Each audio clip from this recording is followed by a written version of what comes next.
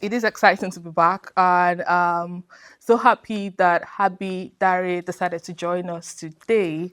Thank you so much for coming, Abby, and for honoring the invite. Hopefully, this should last for about 60 minutes max, just to make sure that we give back time to everyone so they can get something more to do with their hot Saturday.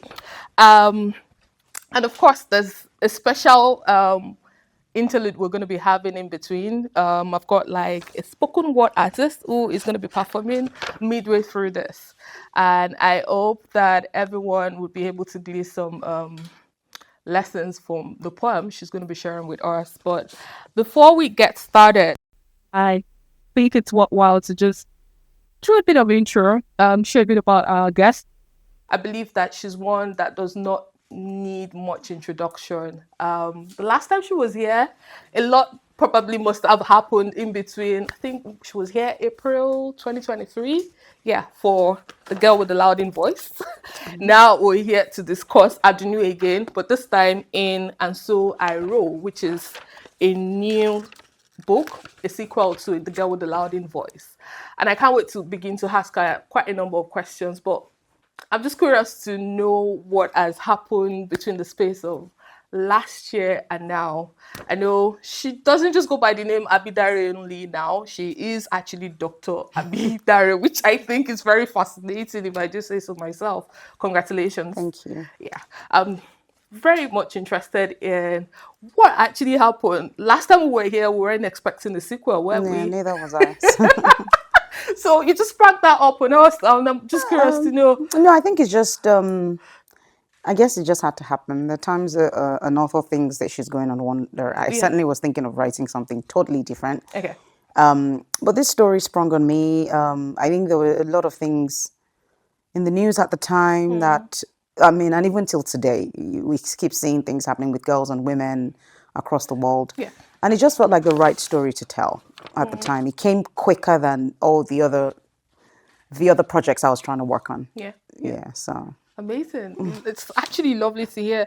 And it was so delightful to be able to read more or get into the mind of Adunni again. Adunni is like everyone's favorite character. She is just adorable. She's lovable. She's everything that you can actually imagine about a typical African girl. And I've written here one of my first questions, which is around how effortlessly inspiring your book is. I think you. like your book, it just makes you want to get to do the impossible without even trying so hard. And it's very rare for you to find fiction that does that to you. Oftentimes when people are looking for inspiration, they tend to like go to non-fiction, self-help motivational genre and all of that. But this is fiction.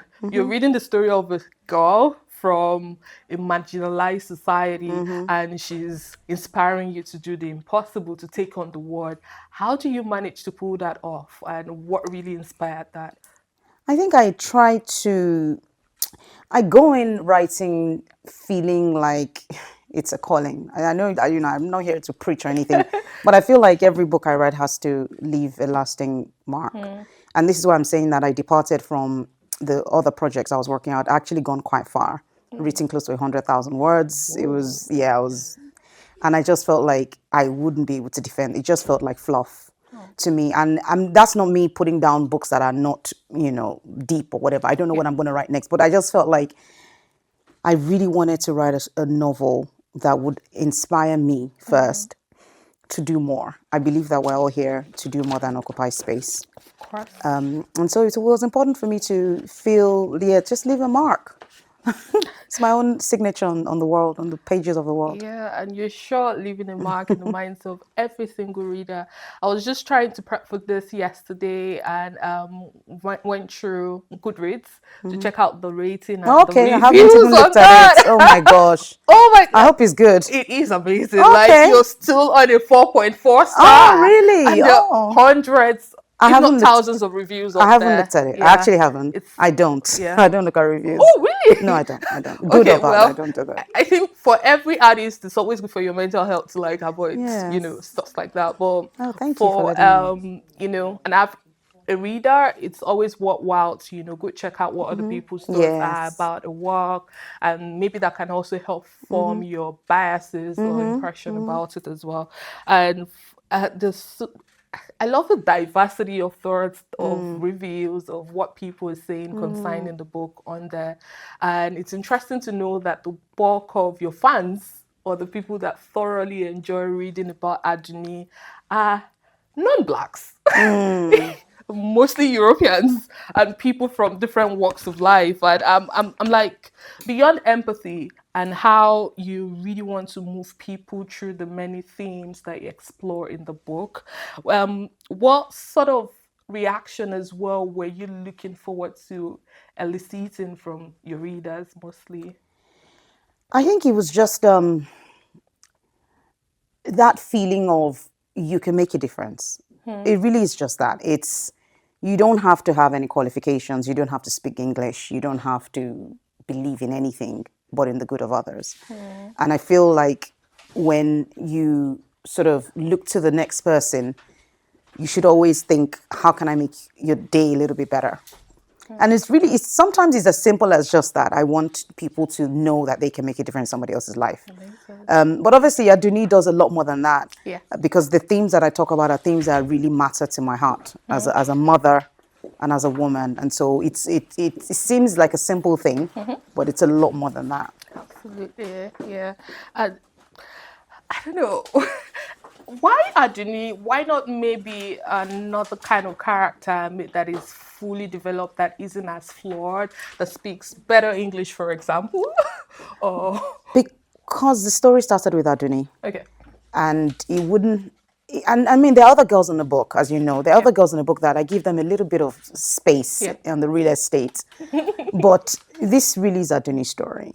It's her, she is the one that is much, she's, as you know, you're Nigerian, and you know that generally there's a general judgment that we give on people that can't speak very good English. It's automatic. sure. The moment you meet somebody and they're struggling with their English, you automatically sort of relegate them. You think that they don't matter. And that's where the whole Adunni thing started from. It started from the fact that, interestingly, it didn't even start from Nigeria. It started from UK, from me coming to the UK 25 odd years ago and having conversations and people, British people being quite fascinated at the fact that I could speak very well. Yeah. And for a very long time, I couldn't understand that. I really could not understand why it was a fascination point. Yeah. So, I mean, we're colonized by the British. yeah, but it's not general knowledge. So I began to realize that actually education is a problem. And I'm not talking about education within the four walls of a classroom. I'm talking about education generally. Yeah. Knowing about other people's culture. I also suffer from that. I don't know anything about, other cultures as well. So you have to enlighten your mind. Right. So it started from there. But then when I began to look inward as well, I said, okay, it's not just a British problem. Where I'm from, we also look down on people that don't speak very good English. So Adunni's story started from there. And so going into the sequel, it only made sense to carry on that story.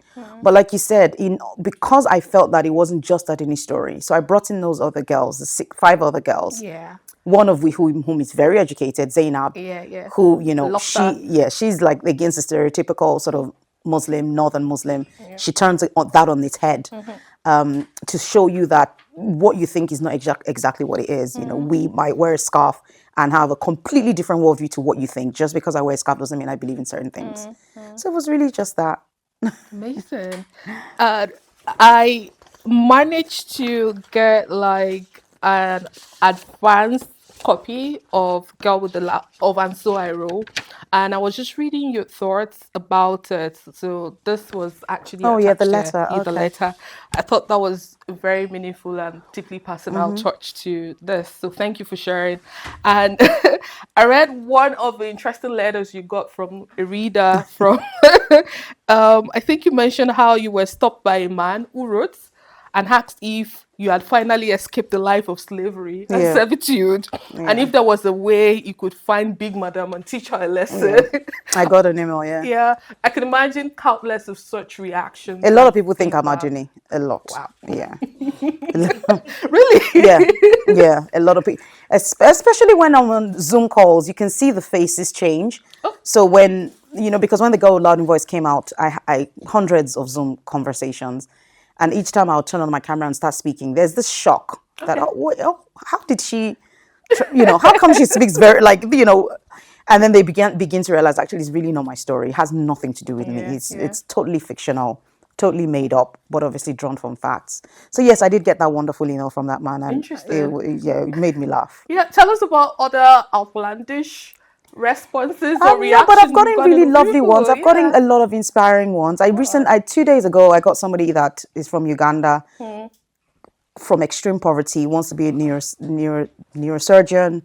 And she wrote to me and said, look, because of And So I Wrote and the Girl with Loud in Voice, I believe I can do it. So the majority of the emails I get are really, really lovely. Some are angry. So, I've gotten some from Black people saying, Yeah. this is not our story. It's I'm not interesting you representing. said that because Yeah. I had this argument or conversation with a friend who, after reading Girl with the Loud in Voice, was just of the impression that, I mean, of all subject matters to Yeah. explore from the continent of Africa, why does she choose to portray us in this manner and all of that? Yeah, I see it And as a very selfish thing. It's selfish. You are doing exactly what I'm talking about. And like I said, I also didn't come, I'm not like a savior until I became a mother, yeah. until I began to see the vulnerability in young children and the fact that an 8-year-old, a 9-year-old, 10-year-old, up until 15, 16, really is still a child. And you have no right to take a child and work her as though she were a horse. It's insane for you to do that. And because we accept it as the norm, we are blind to these things. I say that when you walk into somebody's house for the first time, you would smell the smells that they don't smell. You walk in somebody's house and you think, oh, you fried fish yesterday. And then thinking, how do you know? And the truth is sometimes we need to get out of that environment to see the rot. Right. And this, the example you're saying is the typical example of somebody that is so blind, so full of their own privileges and what they enjoy that they don't even see the pain of somebody else. Ask that person if they had a maid and ask her if she knew her maid's surname or her maid's birthday. Then you know how they see these maids as if they were a piece of furniture. And it's not acceptable. They're as human as you and I are. Indeed. And their stories deserve to be told. Absolutely. And I totally agree with your point of view. I remember seeing a post which literally went viral in one of us blog sports bloggers on Instagram. I think someone was just trying to, a madam, I don't know if she's like a big madam anyways, was just trying to share like a transition Of her maid. of a maid. Okay. And so she shared a photo of a child who is barely 11 or 12. And when she came into the house and what she looks like right now, and a lot of people lashed out at her, like, why would you even think this is something to, put out there? And as much as our society tends to like, our people tends to feel like, oh, these things are not happening anymore. Like you're so caught up from that reality. The truth is that it is still happening in different parts of Nigeria, for example, Across and the even world, Africa, Africa, across the world, the Philippines. I've spoken to people from Thailand. Yeah. Even in the UK, there are people that smuggle children in to work, take their passports off them. In Libya, Nigerians live there. Africans are in Libya suffering. So slavery is not a thing that has left us. It's not going to leave us as long as humans continue to think that we're higher than somebody else for whatever reason. People would always treat people less than, and it's not acceptable. Yeah. Great. I love how this book actually tried to pass on the very important message of kindness. Like it's just fundamental and basic in every human interaction to make sure that you're kind to the next person. And how so many women came through for each other. Loved how Kike, for example, the village women, Tia, Mama, Iya, I could go on and on about some of the very strong female characters in this book. I just wanted to find out if you want to take time to elicit more about what you were trying to pass on with those very diverse female characters in the book. Thank you for that question. So I know that based on my research into patriarchy, I know that a lot of men do a lot of wrong things against women. Indeed. But I also know that women often hold the door open for these things to happen. And yes.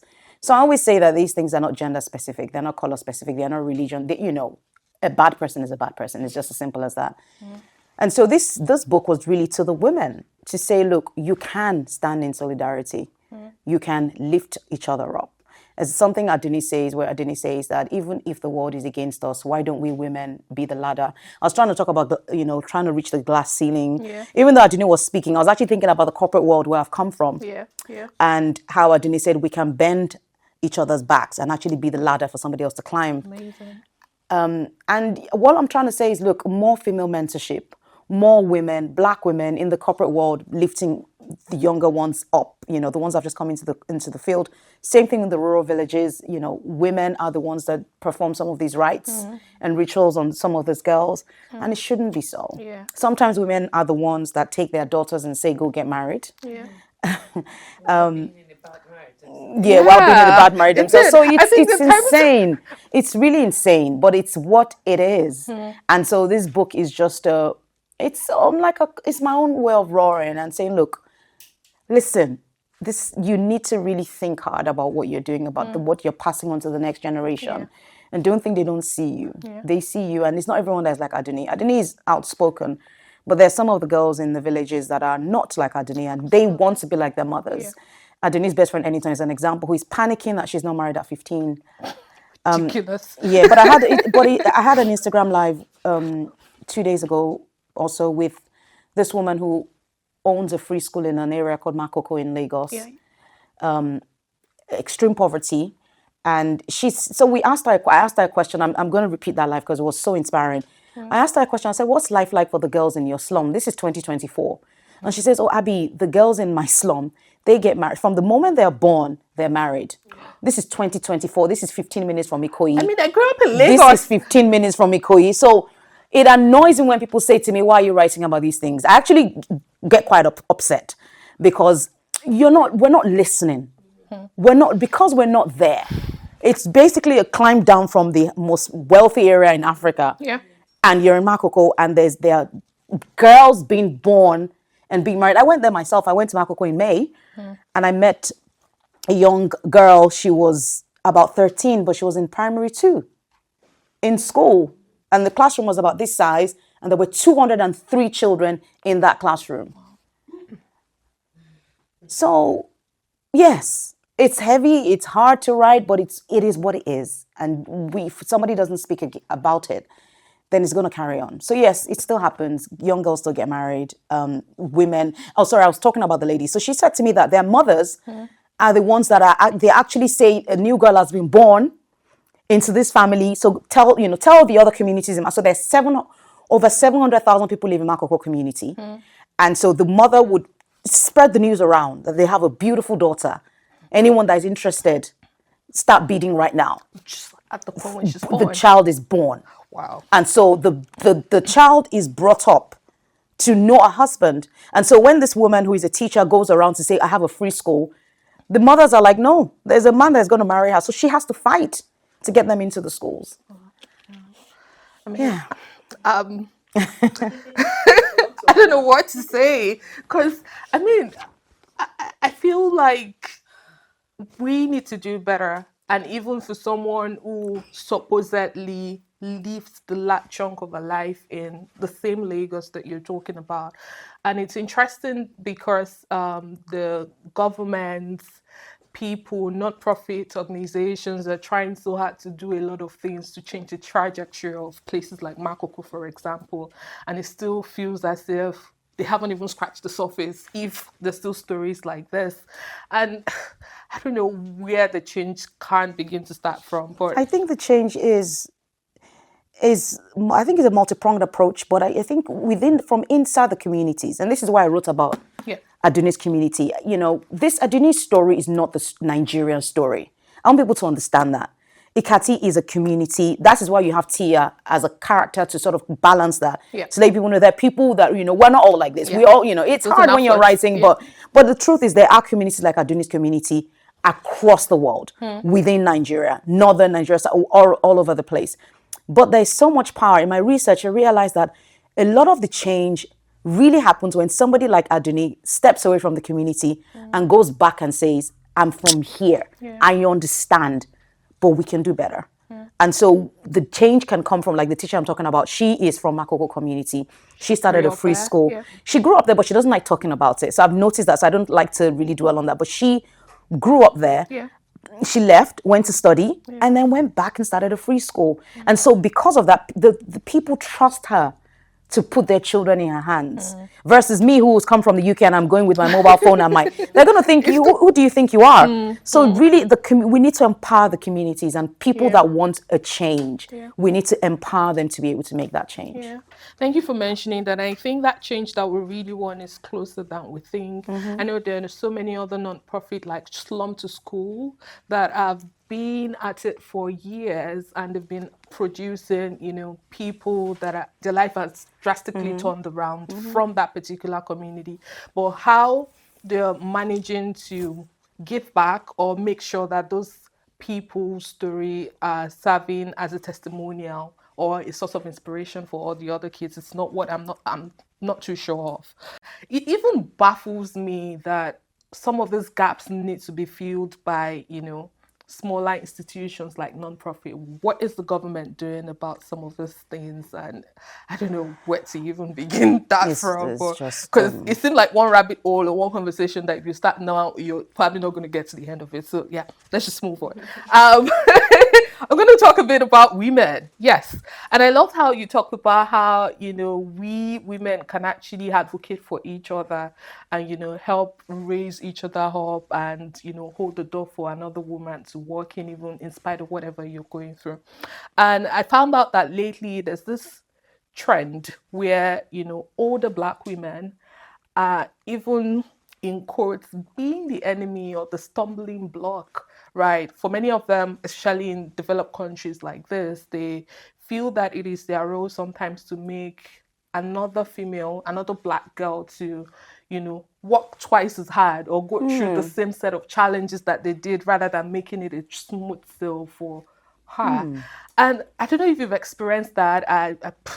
I feel that sometimes in the workplace, for example, you tend to like get huge amounts of support from, male allies and even, non-Black women who are a bit more supportive of your cause and really want you to progress more and all. I don't know if you've got anything to say regarding that. Personally haven't experienced Yeah. it. I know that certainly when I was working, I spent 15 years in the corporate world and I was really at the top. Yeah. Before I stepped down, everyone that worked in my team, every single one, especially people that I knew maybe had just arrived from Nigeria, Yeah. I took them under my wings and I trained them and mentored them until the point. So for me, if women are like that, I see it from a place of competition. I think women are naturally quite competitive. Yeah. We try to make, by virtue of just being, we try to sometimes make people feel less than. Women especially. I don't see that in male relationships as often. It's the boys' club, like they You call know, it. a woman is married, she looks down on a woman that is not married. A woman has had children, she looks down on one that hasn't had. A woman has had boys, she looks down on the one that has had girls. A woman has a designer bag, she thinks the one that doesn't have a designer bag doesn't have money. It's just insane. Yeah. So I think it's just women generally, but it comes with getting to the level of maturity and acceptance and understanding that we're all different and we all have different strengths and you can't outshine me if I let you into a space. Yeah. You need to get to, individually, you need to get to a point where you're comfortable in your own skin Yeah. and in your own abilities to know that if I help another young writer, it doesn't, and they publish a book and it sells more than mine, it doesn't do anything to me, Yeah. right? But it takes a lot of discipline of your own self to do that. It's not something you can teach. You have to come to that realization in your own self to know, to understand that helping somebody else up, you're helping yourself Yeah. as opposed to anything. But, we just have to keep setting good examples. That's all you can do, set good examples and hope that people catch that fire Absolutely. and spread it. You said it all. And there's a saying, I think it's an African saying, that the sky is big enough for every More than bird enough. Yeah. to fly. And I just wish the more people would, subscribe to that saying. And it's actually interesting as well that you talked about the need to set more examples.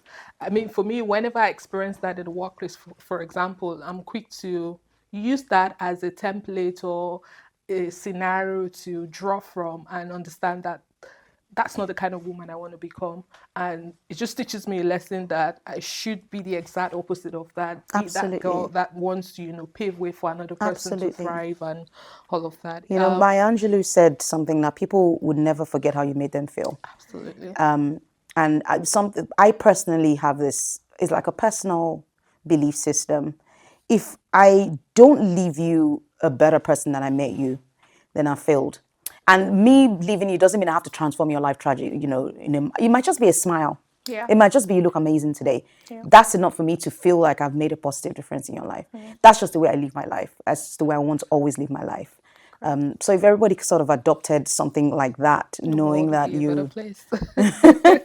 It did. it would make a difference. Great. It's not just going to be a conversation between myself and Abby the entire time. So please feel free to chime in, interrupt, share your thoughts. How many people here has read the book? I know Marka mentioned that she was midway through it. 95%. Oh, look at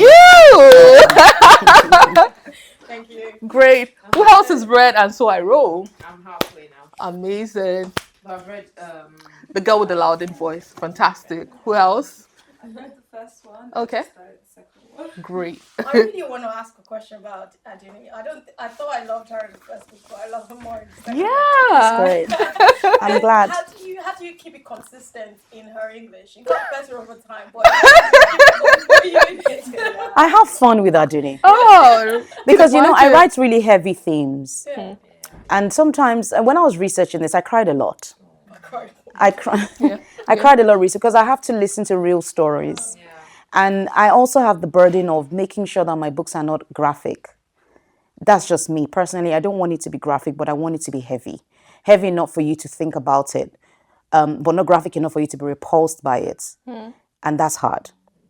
And so Adunni helps me to enjoy the process. And I'm not sure how it's the grace of God. It's the grace of God. I pray when I'm writing. I'm like, God, just help me with this because I feel like this is bigger than me, really. This is not just a story. This is something that could change a life.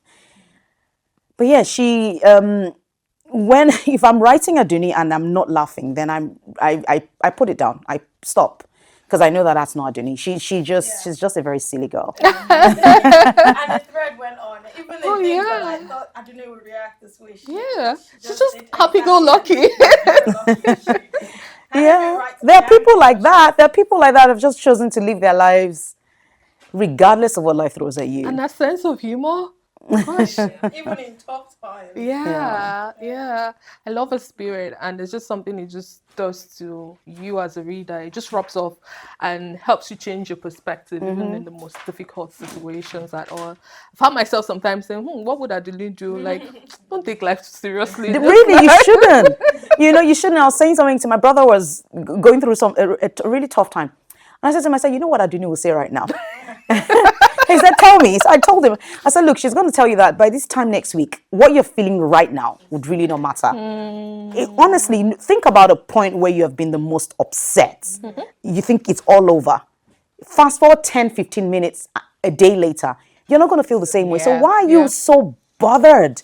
Like, even if it's a mighty bill and everyone is knocking at your door, it's going to go away. Yeah. And I think that we need to live our lives like that. Just a little bit freer and not carry so much. Yeah.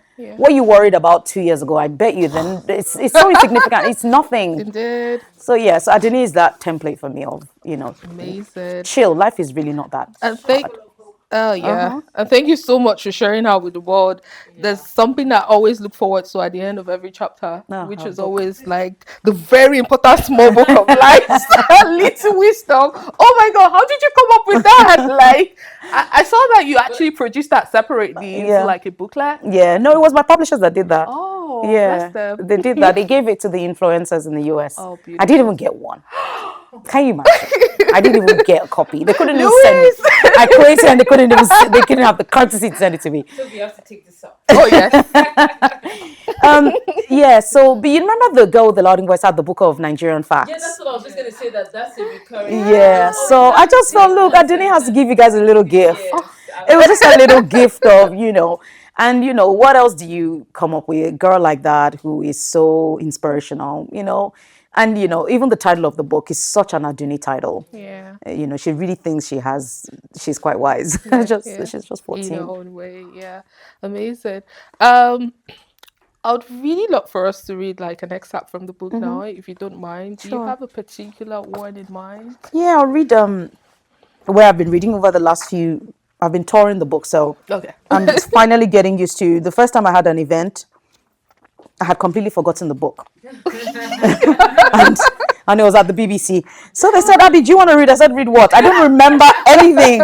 I sent this book to the publishers 18 months ago. I have not looked back at it. Can you guys let me be? But now I'm getting quite used to it again. So let's do this. I'm reading from where we meet Adunni for the first time.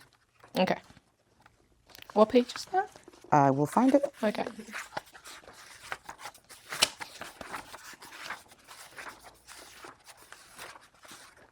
It's 19. Okay.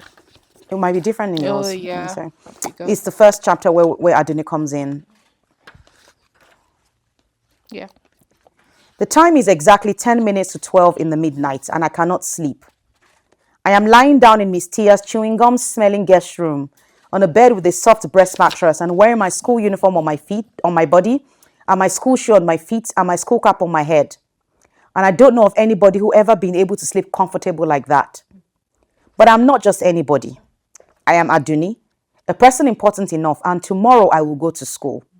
I have been waiting for this moment since before I was winning a scholarship with my essay, since before Miss Tia came and collected me from the hand of Big Madam and brought me here to a too sparkling clean and too quiet house, so that I can go to learn all the schooling and the books that I didn't able to learn all my life, and become a teacher and be helping the girls inside Ikati, my village. I sit up, swing my legs from the bed and put my feet down.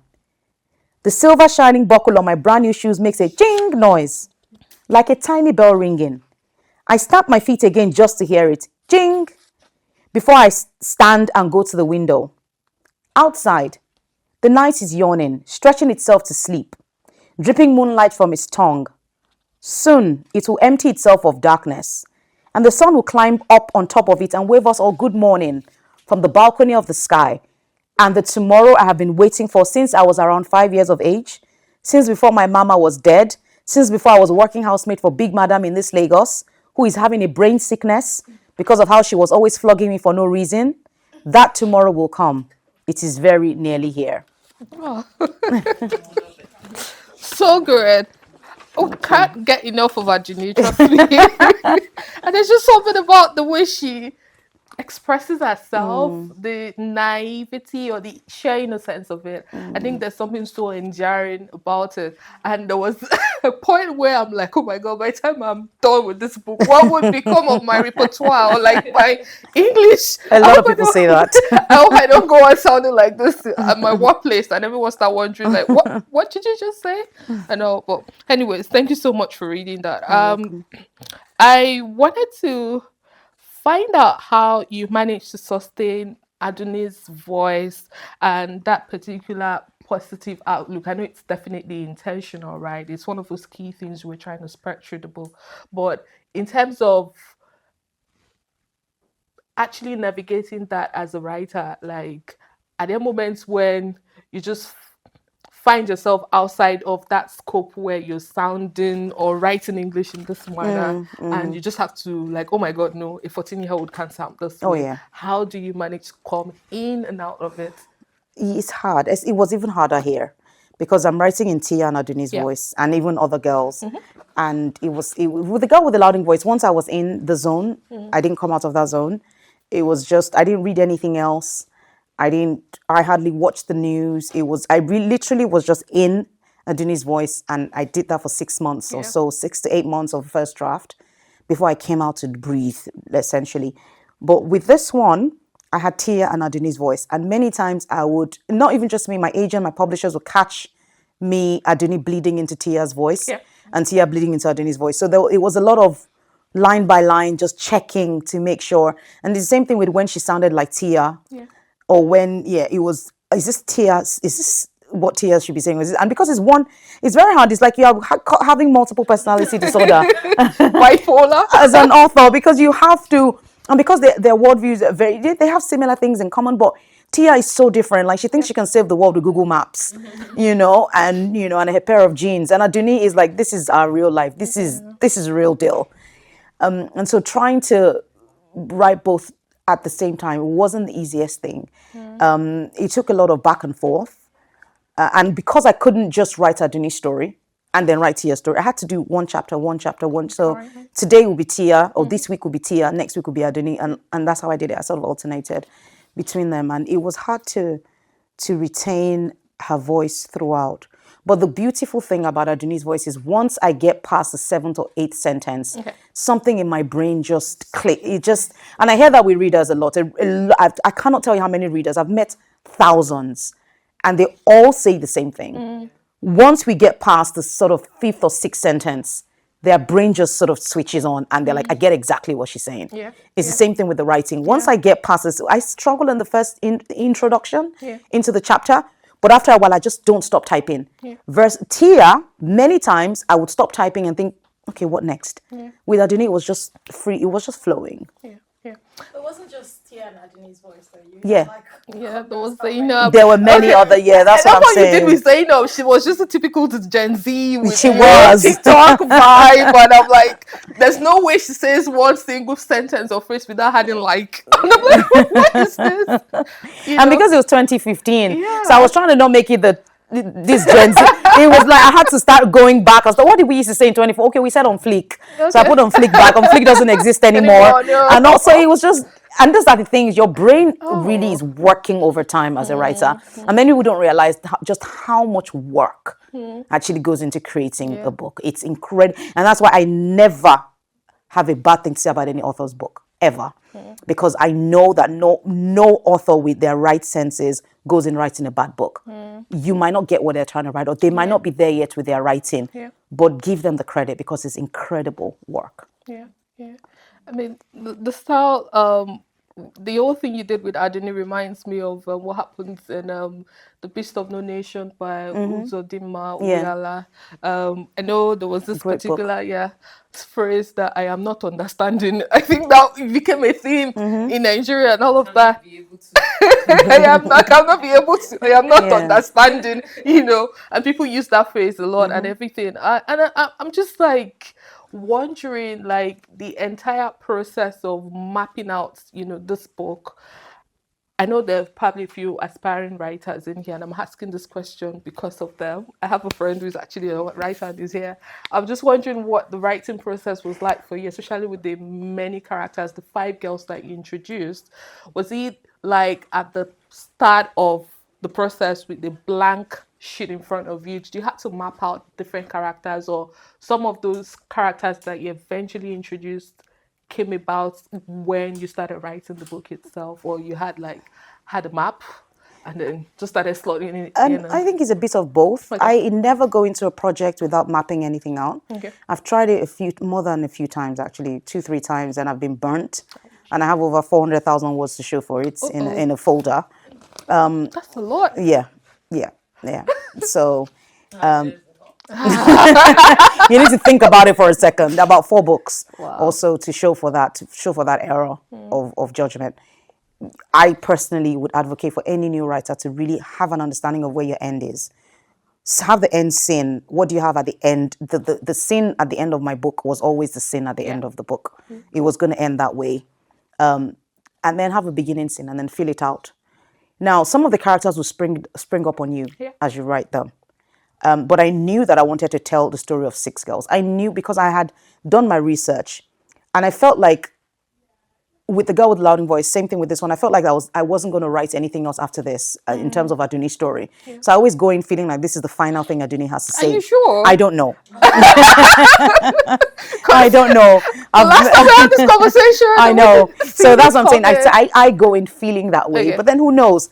And so the Adunni I know would want to talk about other girls. And so I try to pick some of the most pressing themes affecting young girls in rural Nigeria, rural Africa, across the world. And I, pick those through those voices. So some of those characters were new. But one thing I would say to aspiring writers is you have to know each of your characters intimately.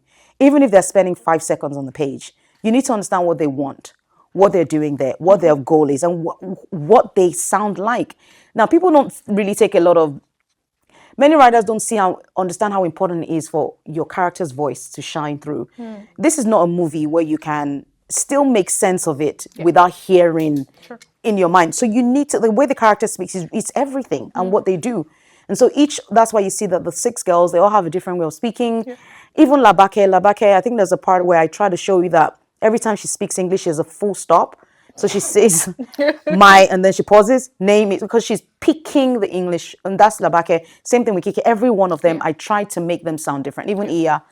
And that helps you to shape the character. But I plan, I plot, I also give room for surprises. Great.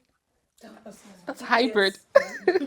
Sad surprise. Yeah, love it. Okay, so we're going to take a short break. And while we're on that break, Faith is going to be coming on to do a spoken word performance for us. And before she gets to do that, I just thought it would be worthwhile to share a profile with everyone here. So I've got Faith Muyosori Agbola, is a writer and performance poet. She has performed poetry on various stages, including the Norfolk Black History Month celebration, Ake Arts and Books Festival in Lagos, Lagos International Poetry Festival, Netherlands Embassy, British Eye Commission, TEDx, amongst others. In 2023, she released her debut poetry EP titled Blue Heart Notes, and has also shared her ideas on creative entrepreneurship at the Dubai Expo 2020 and the Africa Nest Festival. In recognition of her work in literature, she was awarded the fully funded FCDO Shivney Scholarship in 2020. In February 2024, she won the British Council Culture and Creativity National Award and was endorsed by the Art Council of England as a writer with exceptional promise. Ladies and gentlemen, I'd love to welcome Faith for a short performance. I wrote this week, so I'm going to be reading it. But I'm sure that it's going to make you feel things in relation to some of the topics that we've mentioned. Mommy, I have nightmares, and in them I don't see monsters. I see people that look like you and me feasting on my dreams.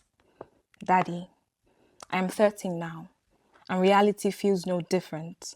Every day feels like a broken playground with no swings or roller coasters. Just voices, chanting, house help, wife, mother, worker. I've been playing this game since I was born female, but I don't feel like a player. Just a pawn, used for everyone else's gain. Uncles, I'm 16 now, and I don't want to be at this party. You sip wine in celebration, but my lips only taste the salt of my tears. I am too young to stop this funeral of my worth. Dear society, I am 24, and I am tired of fighting. I am a woman and not a mistake. I am tired of walking in the shadows, tired of being invisible in places where power moves.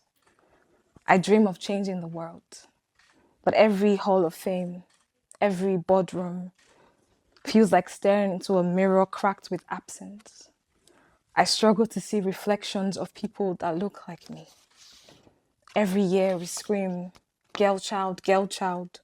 But 129 million girls in Africa can go to school. 12 million are falling stars in the sky, forced to dim their lights for men old enough to be their fathers because of the weight of the ring on their fingers. Dear me, I'm 30 now. I have dreams, and in them I don't see monsters. I see girls in schools, no longer pawns, now queens, winning the game. I see women, living miracles, building tables from the rubble, speaking their truth over an orchestra of doubts, rewriting the narrative that women are weak, we who carry homes, families, life itself, turning oppression into opportunity. We don't need permission to shine, for our light is as powerful as the stars. And when one queen rises, She lifts a nation, creating a galaxy of change makers rooted in sisterhood. I am awake now, and I'm ready to make these dreams a reality. Thank you. So that's the first one. Okay, so the second one actually jumped at me while you were having the conversation. So yeah, it's called Equals, and it's kind of inspired by equality and the fight across multiple perspectives.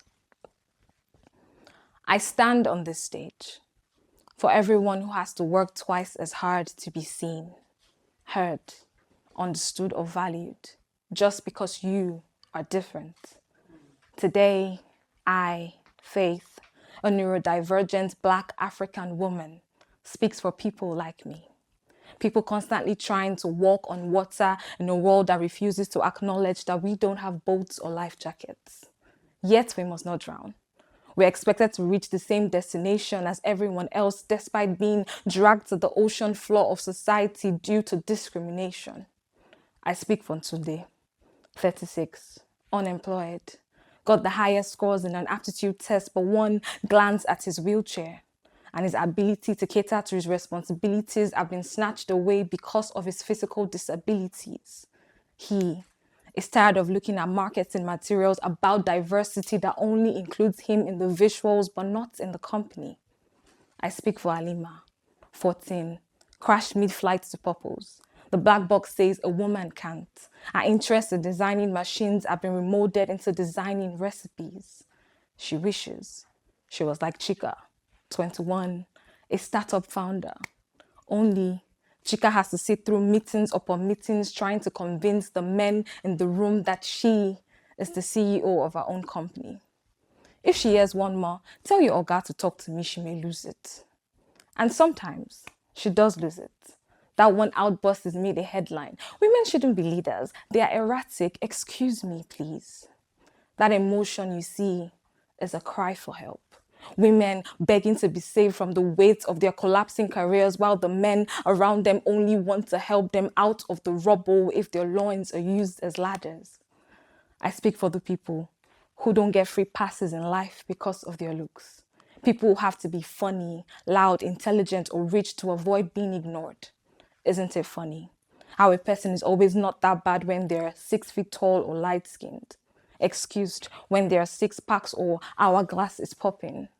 I once heard someone say, this pretty girl is dead though. And I wanted to ask, so if she wasn't pretty, she wouldn't deserve your pity, or are only good-looking people worthy of life? I speak for the country still being enslaved. Their ideas and innovations have been captured like refugees, flown abroad and clothed in new names, scientific discoveries, and trends that bury the true origins. Everyone else is trying to break glass ceilings, but we are blocked from viewing the glass because of our gender, race, or disability. For us to be truly equal, every one of us must be treated as a valid piece in the puzzle of society. Regardless of our size, our shape, our color, or origin, each piece comes together to create the perfect picture of progress. Because when we don't come together as equals, we subtract from each other. And this causes a division, and no equation can add up to the formula of a society expecting equal results from people from an unequal background in life. Thank you. It's really a very thin, brittle, fine line Yeah. between, it's almost like somebody is abused and you ask them to forgive and not report it. It's really hard, honestly, because I wouldn't subscribe to that. But in a way, Adunni was also abused. But her father died, and she's saying all he could give me was air. But it's who she is, and it's what she would say. And I have to remember that I am not Adunni, and I'm not Tia, and I have to respect that this is who they are, and I'm not Iya, and what she would say is what she would say. But it's a very interesting thing that you point out that there's in the process of saying we're forgiving, are we actually excusing bad behavior? And what's the difference? It's a thin line, actually. I think you raised that.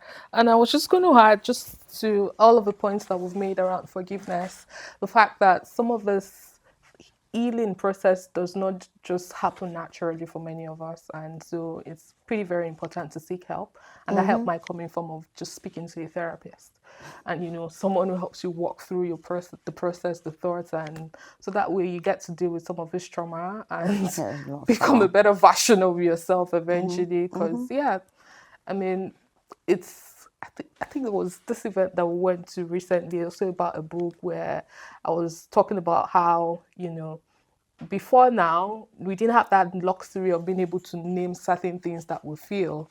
Like, there are times you just know that you're hungry and you can't really dovetail what the challenge is. You can't process that emotion. But good thing we now know that there are words for it, that it's trauma, or there's something you can do that can help you through that process. And that involves maybe speaking to a psychotherapist and, all of that. So, yeah, just putting the word out there to please seek help. Irrespective of the baggage and trauma you're dealing with, we all have one form of it or the other. Yeah. Alrighty. More questions from the audience? Anyone? Mart, Tobi, Bisola, questions, thoughts? Okay, I have a question. Okay. Would you accept or be happy if any of your books get like a movie or series adaptation? It'd be great. Okay. But it's not something I can control. Yeah, that's it. So, yeah. I don't even think of when I'm writing. I don't even think about where it ends up. But there are books that have been written, and then 20 years later, Things Fall Apart is another one that is just about to be readapted again. So, if it happens, it happens. Well, yeah. It looks like a really good movie. Yeah. Came through my mind. The only thing that would be upsetting if they don't do it really well. Exactly. Like, it would just be. But the author, most times the author doesn't have control over this thing. You have to insist, though. No, it's not. They must not want that. Trust me, I used to be like that. Before I got published, I was like, no, why did the author sit? Now that I understand, once you sold the rights to your book, really, there's only so much control you can have, unless you want to self-publish, and then that's another heavy load on you. So the best you can do is just hope that somebody that gets the vision Yeah, absolutely. can do it. Yeah. So that's us putting it out into the universe and keeping our fingers crossed that someone out there is willing to do justice to this amazing story. Thank you. I know you've got a lot going with how to transition this book into actual actions, right? I love what you've got brewing with the Loudon Voice Foundation. We can't wait to see that come to life. I was just wondering if you want to walk us through what your plans are regarding that, because sometimes I always feel that these things are talk is cheap. But when it really comes to action, it's so like hard. It's a lot of work. It's a lot.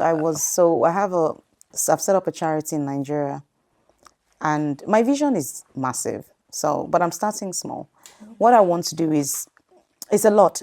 I want to work on mindset. I want to work on the parents of girls.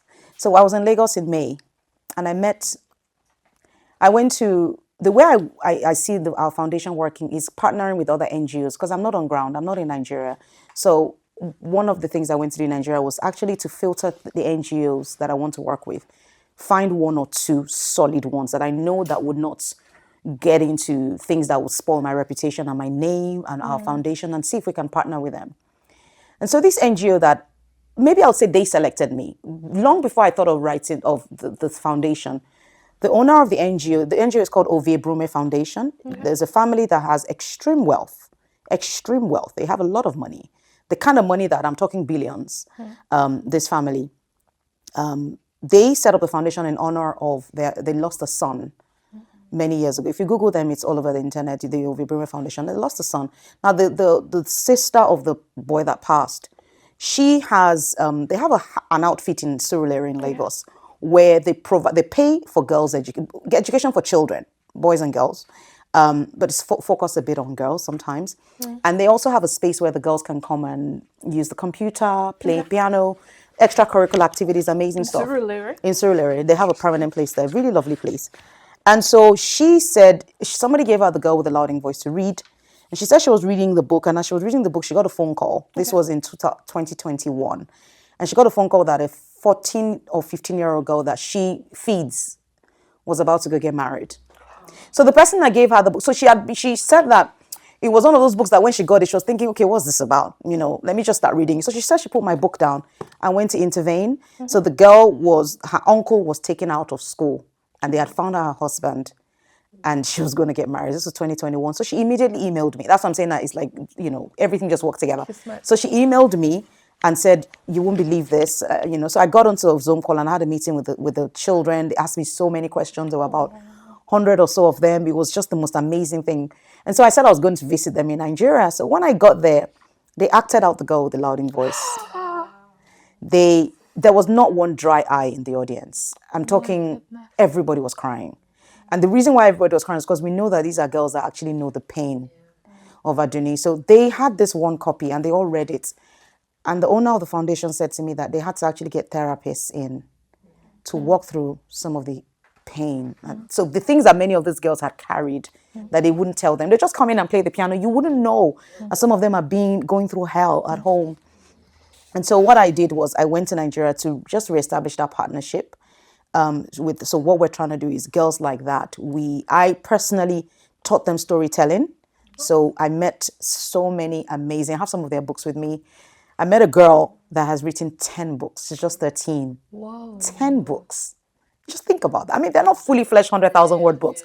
But for the fact that this girl is, and you can imagine the kind of house she lives in, you can imagine where she's come from. I have so much poetry from this. So I taught them storytelling. I want to do more of that, teaching storytelling.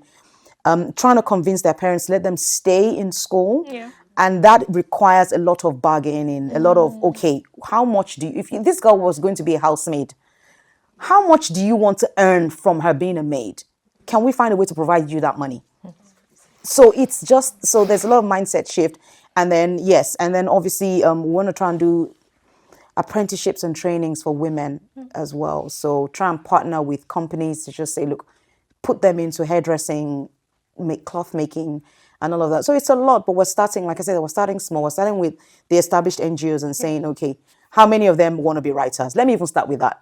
Let Abby come to Lagos and do a 5-day workshop and help them. And if I find a story that is enough potential, then I can point them to 1 or 2 agents in the UK. Something like that can change a life forever. Absolutely. So it's stuff like that we're trying to do. That is so good. Thank you. So I just wanted to say, like, I'm sure like, you've gone back to Lagos and you've seen maybe the impact of what I don't think you probably even see the larger scale, but maybe you've seen a bit. I run an NGO. Amazing. In Nigeria as Well done. And I know that I understand what you mean by this bargaining. Like, we've had to tell parents that, okay, if you let your kids come to school, we'll give them food. And that's just... That's okay. the only And reason. like, okay. Yeah. So I know what it means. And I went to Nigeria in August, and I've just been saying to everybody that even, sometimes you think that it's only rich people who have house helps that are like wicked to their... Even middle class people, even poor people, there's just this thing about wanting to strip people of agency that and dignity. I don't get it. And this last trip I had to Nigeria, I was saying to myself, it's not even just the rich, because before we'll say, oh, there was this family in Ikoyi that took in a house help from, mention some random place. But I'm saying even like middle class, lower class, as long as you have something to just show off and say, I'm better than this person. And I'm like, where did that wickedness come from? And I'm so glad you're just doing something about just mindset change. Like, it needs to change, and I don't know what to do. It gives me goosebumps. It makes me angry, because I'm like, why is that innate thing to want to strip people of their dignity? Like, why is that the natural order of things? Like, you go to, like, I'm even talking about, there's this family I know. I'm sorry to say, they're not rich. They're literally, they don't live in a nice area, but they happen to now be able to employ a 9-year-old. And the things they do to this 9-year-old, I'm like, do you guys even realize the magnitude of making a girl wake up at 4 a.m.? A 9-year-old? Oh yeah, no, it's not shocking. It happens. It happens. But what you're saying, if you think about our government, think about all the private jets and stuff. It's all from a place of oppression. Yeah. We need to I don't know whether slavery did something to us mentally, but we need to get off that view of wanting to oppress the next person. Yeah. And that's why I always say that just look at the next. You don't change the world. Just look at the next person and think, how can I make that person's life better? You're absolutely right. There's this desire to oppress, to make you feel less than, to make you feel small. Is down to the way we choose our lives. The fact that you see I saw one, I don't want to call names. I saw a young celebrity's daughter that said that she would never fly economy class. What? And I was like, yeah, thank God you're not my child. Because, but this is the seed, right? Yeah. So automatically she thinks that people that fly economy class, which is a shame because the person flying economy class might be able to actually pay for everybody on that plane, but chose to for whatever reason, right? It's just the mindset. And that is once we can change the mindset of the people, and changing mindset is one of the most difficult things you can ever do. And this is why I talk about education. Every time people say to me education, I say I'm not just talking about the four walls of the classroom. Talking about education beyond the classroom. Absolutely. Opening your mind to other people's lives and stories and having a form of empathy. Put yourself in somebody's shoes for 1 second, then you know how painful it is to be in that position. But yeah, well done on what you do. Thank you too. Thank you. Thank you so much for sharing. Yeah, go on. No, just on your foundation. How do people get to Support. So that's one thing I haven't publicly shared yet. I'm deliberate about that. I want to make sure that all our T's are crossed and I's are dotted. So we're going to set up we're in the process of getting PayPal. PayPal is horrendous to Nigeria. We're trying to get that sorted. And then, yes, once we can, then we'll start sharing. But right now, what I try to do is I just teach masterclasses and charge and give a percentage of that, percentage of my books that are sold. I do that. Or I point to the NGOs that I support. So the Ovie Brumley Foundation, they've gone through all that stress. So you can check them out and make a donation to them. The other one is the Hope for Slum School Foundation. That's the Makoko lady. I'm speaking to her again on Tuesday on Instagram Live. So that she can tell her story again. It was such an inspiration. I did this on the foundation, and you can follow us on Instagram. That's a form of support as well. Just follow us and share our details and point to us anybody that you think is worthy of the amplification of their voice, because at least I have that platform. I am able to go out. I have so many events lined up. So even if I talk about like the Hope for Slum School, this lady, she had only 27 followers on her Instagram when we first started, but she's doing such an incredible job. So even if it's just to keep on amplifying her work, like I don't understand how she gets up every day. I cannot do what she does. I honestly can't do what she does. Teach 200 children in a classroom of this size. And what they're teaching in year 6, primary 6, the person in year 1 who is here is actually listening. Like when I went in that day, the grammar they were teaching the person there, I could hear it. And I'm thinking, how on earth these children were rowdy. They couldn't understand anything. It was stuffy. It was smelly. It was a cool day in Lagos. It had rained. And she was saying, look, this is cool. This is cool. This is nice. Wow. And we could see the classroom. So it's 2 schools. Shahaz was at the top. There was a school downstairs, and you could see the heads of the children downstairs. So I first of all thought I was going to wear heels. I quickly threw it off and wore my flats, and you could see through the gaps in there. So she had, papers on the floor. Another thing she said to me was that a lot of the girls, there's a lot of period poverty. So there's something I'm trying to do now. Hopefully I'm going to do a drive very soon on Instagram. I'm not that kind of person that puts myself out there, but I have to. And we're going to try and raise funds to buy period products, because she said that a lot of the girls in her school, they use newspapers. Yes. They pad newspapers together and they take rags and they wrap it around the newspapers. And when they finish, they dump it into the water. The water of Makoko is opaque. It's black. It's like glass. You can't actually see the surface. This is somebody's day-to-day. This is somebody's day-to-day. And we're here in our, we're chilling, having a sip of water, wasting it. And when you think about the fact that these people didn't have a conversation with God and say, I want to, send me to Makoko and send Tobi to Surrey. Nobody got the opportunity. It's so heartbreaking when you think about that they found themselves there. So I didn't mean to turn this into a whole activist, No. whole sort It's of a much passionate needed conversation, actually. but I just can't. Yeah, I can't use my talent in a way to me that will be a waste. Yeah. And that's why I've written the books I've written. Yeah. Thank you so much. Thank you. And we're so glad you got to share passionately about all of these issues. I mean, for me, one of the things that I always believed in and what even inspired this particular initiative was the need to actually be able to make a change within your small circle. Tiny circle. Doesn't even count even if it's just an audience of one. The most important thing is that you're able to change and transform another life. And so I'm just so glad that you choose to explore these issues. It's a very daunting challenge to take on, and I must really commend and really honor you for choosing to be that voice. And I'm sure by the time you started off the story, The Girl with the Louding Voice, she didn't even know it was going to grow different wings and get this far. And it's so interesting to see how it's become such a purposeful and impactful journey. And I just really wanted to say a very big thank you to you for allowing yourself be that source of hope and blessing to the world out there. And it's truly inspiring for every single person who's encountered your book. So thank you so much for sharing. Thank you.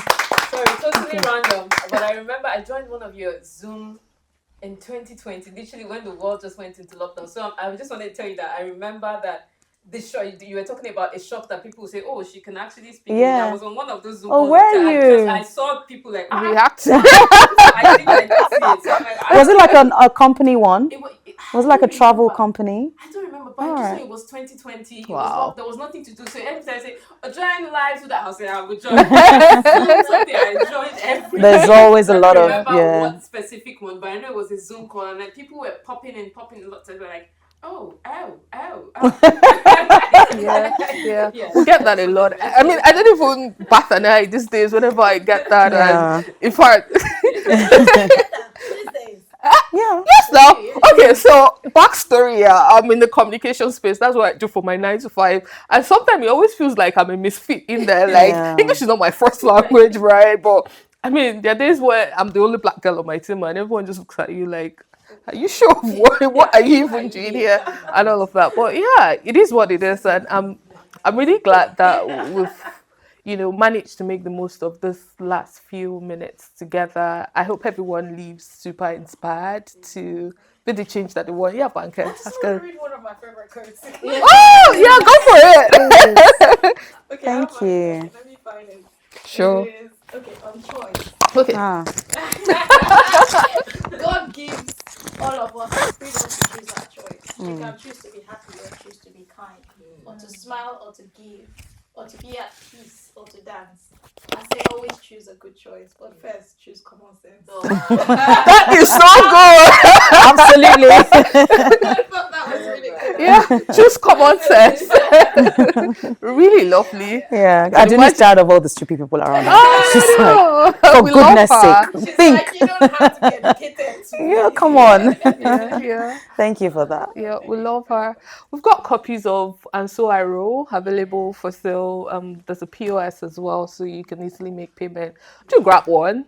Abby would be on standby to autograph, sign, take pictures with you, buy an extra copy for your friend. It's a perfect gift for anyone you think is in a good position to influence or change their circle and hopefully make the world a better place. I hope everyone leaves this session empowered and inspired to even do better and change our world. Thank you so much for coming.